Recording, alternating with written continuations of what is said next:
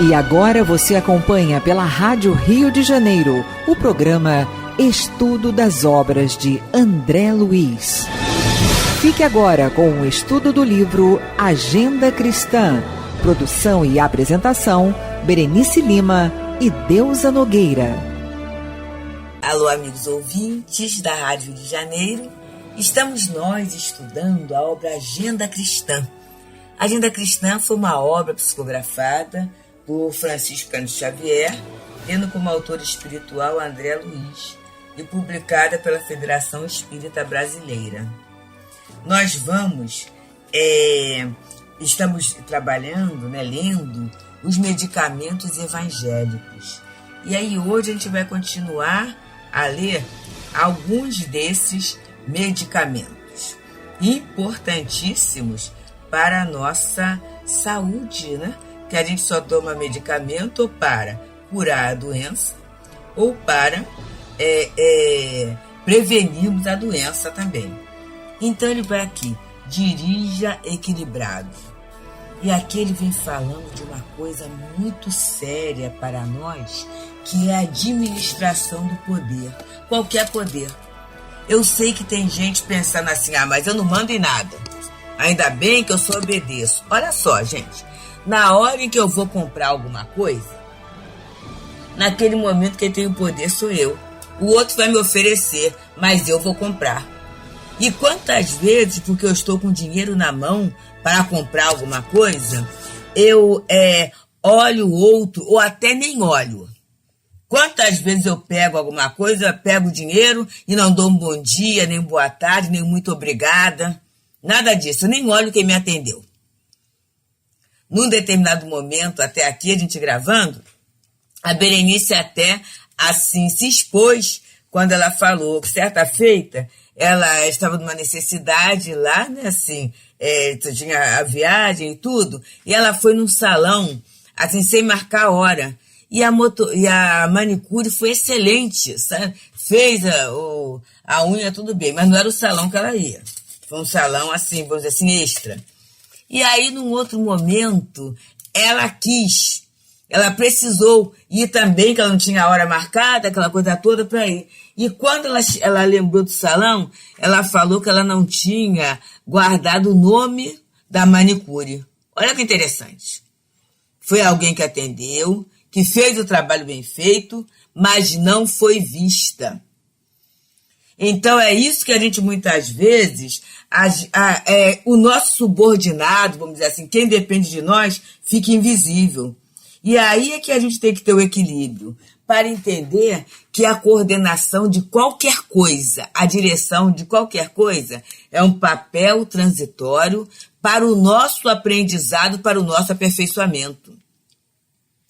Isso não quer dizer que eu tenha direito de ser um déspota, que eu tenha direito de maltratar o outro, porque naquele momento eu estou no exercício de poder. Eu tenho que ter muita atenção nisso. Agora, há situações que eu tenho que obedecer, em que eu entro numa equipe, em que eu entro no grupo. Aí sabe o que ele diz? Obedeça contente. E é muito interessante.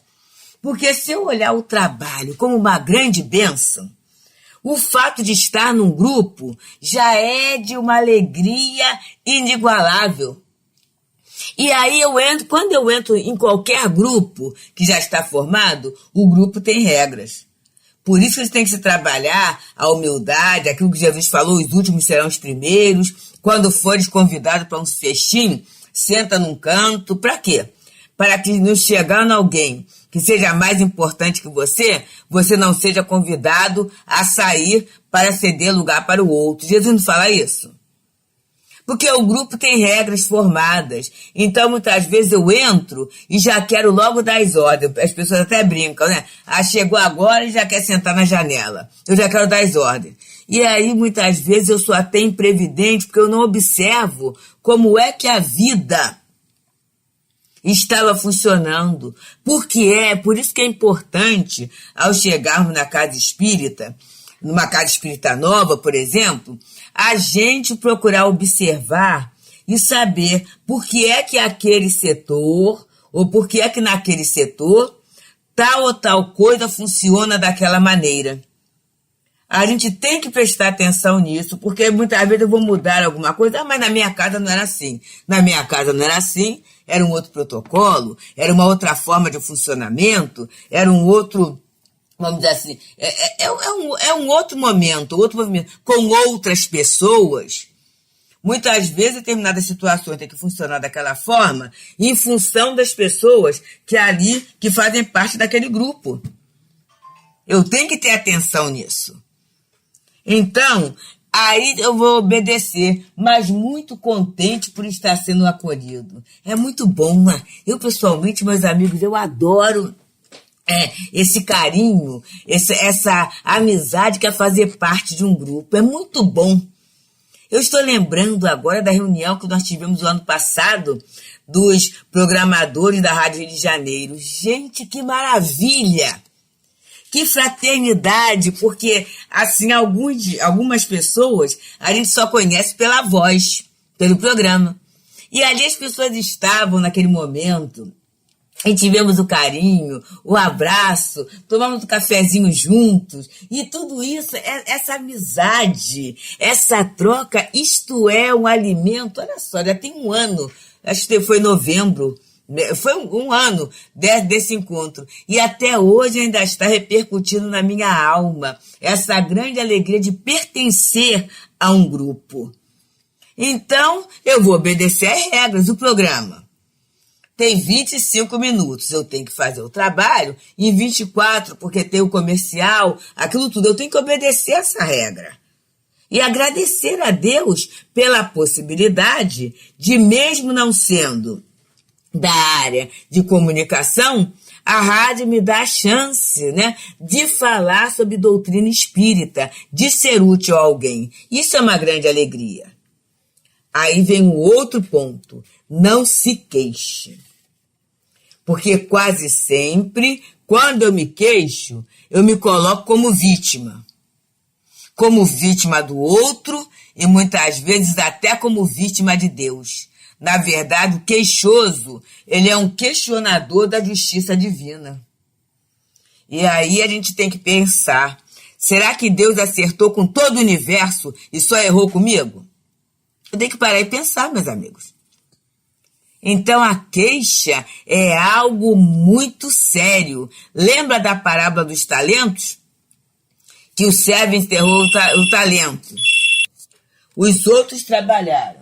Mas o servo, ele para justificar o seu não trabalho, o que ele fala? Ah, Senhor, eu enterrei o talento, que eu sei que o Senhor colhe onde não ceifou, né? Onde não plantou, e aquela coisa toda. E aí o Senhor fala assim, olha, se você sabe que eu sou assim, que pelo menos você entregasse o meu dinheiro na mão dos banqueiros para isso ser multiplicado. Quer dizer, é a desculpa. A queixa quase sempre é a desculpa daquilo que eu não faço.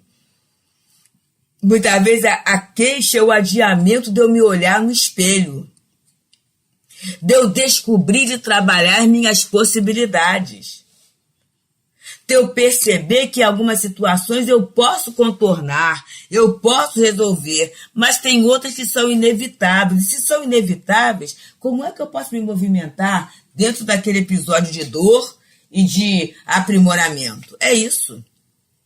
E aí a gente tem até uma frasezinha, uma frase boa de Emmanuel, quando ele diz, né, que a queixa não serviu de desculpa no acerto de contas entre o servo e o Senhor. Então o fato da gente não cumprir uma tarefa, falar assim, mas eu não cumpri porque Deus não quis, ou porque fulano foi isso, aquilo outro, isso está do lado de fora. Na hora do ajuste de contas, você olha, eu não cumpri porque eu tive preguiça, eu não cumpri porque eu me achei incapaz, eu me cumpri porque eu achei que a tarefa estava acima das minhas forças. Eu tenho que procurar uma justificativa em mim mesma para não fazer, para dizer por que eu não fiz aquela tarefa. Não jogar para frente, né? Então a queixa quase sempre é isso, é uma vitimização. E nós não somos vítimas da vida, nós somos filhos de Deus. Filhos amados de Deus. Esse Pai que faz com que o sol nasça para os bons e para os maus, para os justos e para os injustos. Esse mesmo Pai que Jesus falou: olhai as aves dos céus e os lírios do campo. Se Deus que tem aquela beleza enorme, então Jesus fala assim: nem Salomão, com toda a sua majestade, se vestiu como qualquer um deles. Se Deus cuida das plantas, que hoje nascem e amanhã fenecem, que dirá de vós, homens de pequena fé?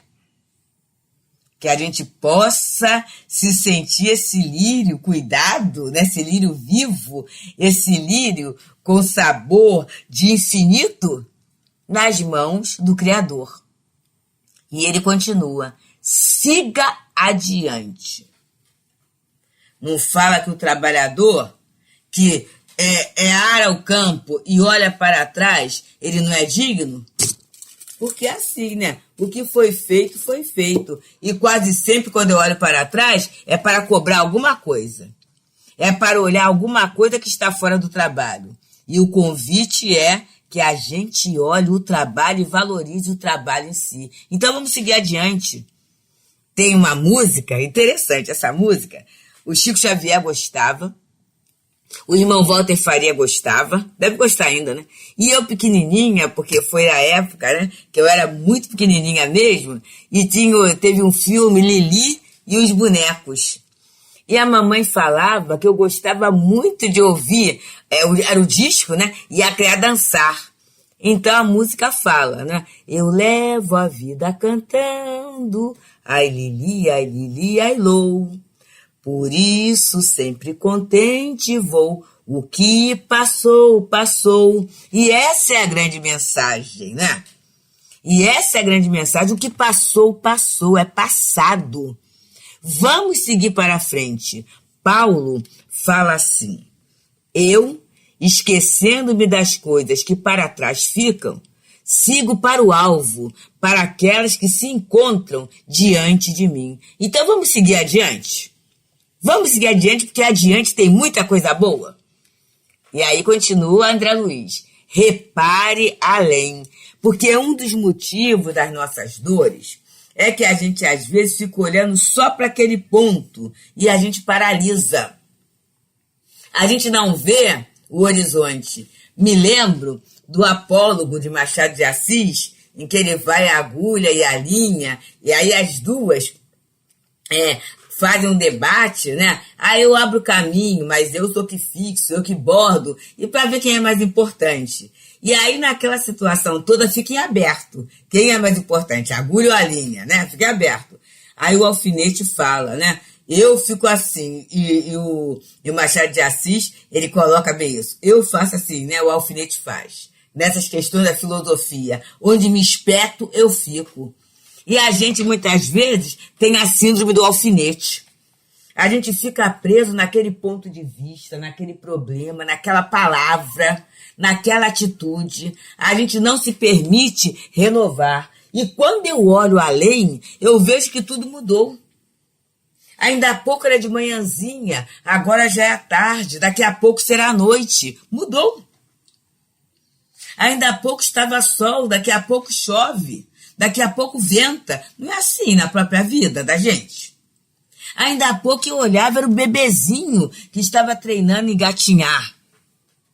Hoje já é aquela criança que fala, que ri, que brinca, que corre. Olha como é que mudou. E tudo muda, e tudo progride, e tudo caminha em direção ao melhor.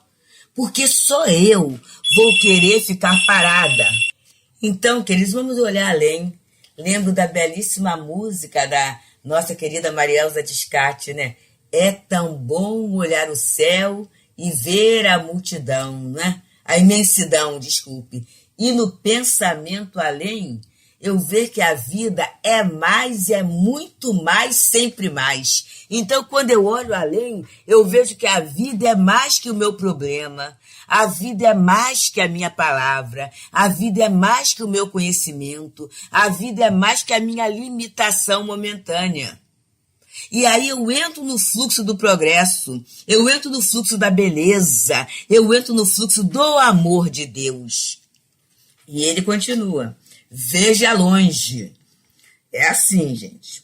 Se a gente vê a vida apenas como essa experiência material, está se perdendo muita coisa. Então é necessário que a gente consiga ampliar a nossa visão em termos do meu próprio destino, do meu futuro e daqueles que me rodeiam. Discuta serenamente. É desafiador, né? Porque quase sempre nas nossas discussões a gente coloca o sentimento, a gente não pensa que está discutindo ideias. A gente leva para o campo pessoal e aí a confusão fica muito grande. Vamos aprender a expor as ideias, a ouvir a ideia do outro, a não aceitar a ideia do outro sem ficar com raiva ou com mágoa dele, para não pensar que o outro falou aquilo só para mim ou para me ofender. Não, muitas vezes foi um ponto de vista. Vamos aprender a ter essa serenidade na discussão? E quando eu falo vamos, somos todos nós. Às vezes não vai dar para ter serenidade, então vamos silenciar, vamos recolher a nossa informação para, no momento propício, a gente poder compartilhar. Outro ponto, faça a luz. O que Jesus falou? Vós sois a luz do mundo. Vós sois o sal da terra. Se o sal se tornar insípido, como restaurar o sabor?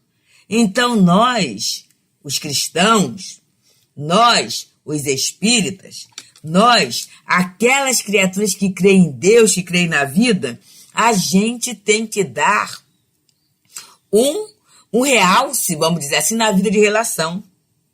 Ser uma nota de alegria, uma nota de esperança, uma nota de trabalho, uma nota de paz, uma nota de auxílio, de equilíbrio, de tolerância, de indulgência. Isso é a luz. E ele continue: semei paz. Semei paz. Ele não está falando que a gente vai colher a paz, não, mas é semear. E como é que a gente vai semear a paz, por exemplo, no nosso lar, no dia de hoje? Não tem receita de bolo, não. Eu vou ter que olhar os espíritos imortais que fazem parte da minha família. Eu vou ter que perceber que eles são filhos de Deus. Eu vou ter que perceber que eles têm amigos espirituais que os amam muito. Eu vou ter que perceber que cada um funciona de um jeito. Eu vou ter que perceber que o meu jeito não é o melhor do mundo. De repente, o meu jeito serve para mim naquele momento. Mas se eu olhar na minha vida, muita coisa que eu achei que era excelência, hoje em dia eu olho como algo bem sofrível, porque eu mudei, eu cresci. Então, assim como eu estou mudando, eles também estão mudando. E eu irei mudar em outras vezes. Essa compreensão do ponto de vista evolutivo do outro e do meu próprio ponto evolutivo como espírito em crescimento é fundamental para a paz nas nossas relações. É fundamental. E muitas vezes a paz é fruto de um trabalho bem feito, de um carinho, de algo que ninguém sabe quem fez, mas foi tão bom chegar naquele ambiente e encontrar aquilo, isto, aquilo outro. Então, pequenos gestos de gentileza, de atenção, de ordem, de respeito, são sementes de paz que poderemos distribuir a mãos cheias no ambiente em que vivemos. Espalhe bênçãos. É interessante que a Sheila fala assim: sê tu uma bênção. E com certeza todos nós poderemos ser uma bênção na vida dos que nos rodeiam. Uma bênção, gente. Através de quê? Dar trabalho, de prestar um trabalho, um benefício, né? Do cultivo de uma virtude, do nosso esforço e melhorarmos, né? Lute elevando. Lute elevando, porque muitas vezes eu luto destruindo. E a proposta da lei da vida é a construção. Então não tem que destruir nada nem ninguém. Eu tenho que destruir essa ideia. Não. Eu tenho que apresentar uma ideia melhor e se elevar. Eu tenho que ser a favor do bem, a favor da vida, a favor da paz, a favor da luz, a favor da amizade, a favor do estudo, a favor do entendimento. E aí a gente vai levando. Eu não preciso acabar com ninguém. Eu não preciso, eu quero destruir a ideia maléfica. Apresenta a ideia benéfica e para isso eu vou ter que trabalhar argumentos. E para trabalhar argumentos eu vou ter que estudar. Eu vou ter que me relacionar com o outro. Eu vou ter que experimentar, que ter a experiência viva daquele conteúdo em mim para que as minhas palavras não sejam expressões vazias. A gente sabe, né, que a palavra, ela esclarece, mas o exemplo arrasta. Então eu tenho que representar a minha ideia. Eu já falei aqui uma vez, daquela maratona de comunicação espírita, né, comunicação espírita que o CERJ proporcionou. O companheiro Ismael falou, a nossa própria vida, a vida de alguém, é a sua live.